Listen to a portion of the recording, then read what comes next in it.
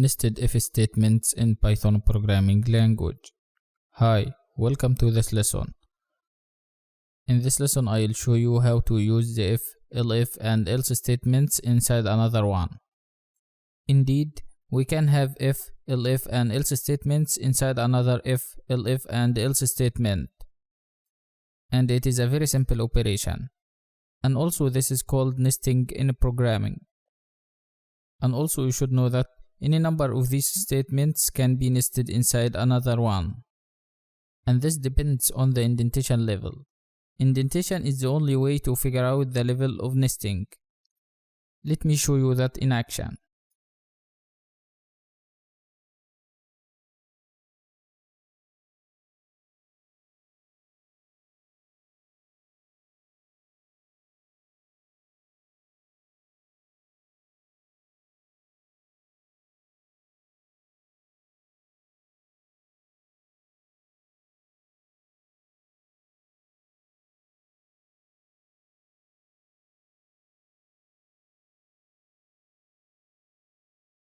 In this program we use the input function to take an input from a user.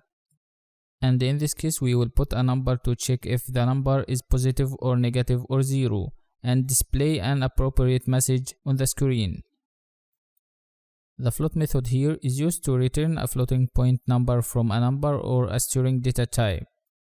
And you can see this time we use the nested if statement. The nested if statement here is if number is equal to 0. In this case, the program will print number is 0 if you put 0 as a value for the number variable. And if you enter a positive number for the number variable, the nested else statement will be executed in this case. And if you try to put a negative number for the number variable, in this case the outer else statement block will be executed.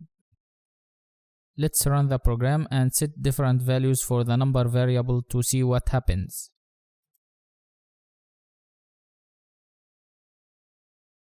When we put a positive number, the inner else statement or the nested else statement is executed in this case. And if you try to put a negative number for the number variable, the outer else statement block will be executed. And if the value of the number variable is 0, the nested if statement block will be executed. This is a very easy and fun operation, as you can see. Try to create a nested if statement block by yourself. And if you need any help, please ask me and I'll answer you as soon as possible. I am here to help you all the time, to provide you with support and assistance. Thanks for watching. See you again next lesson.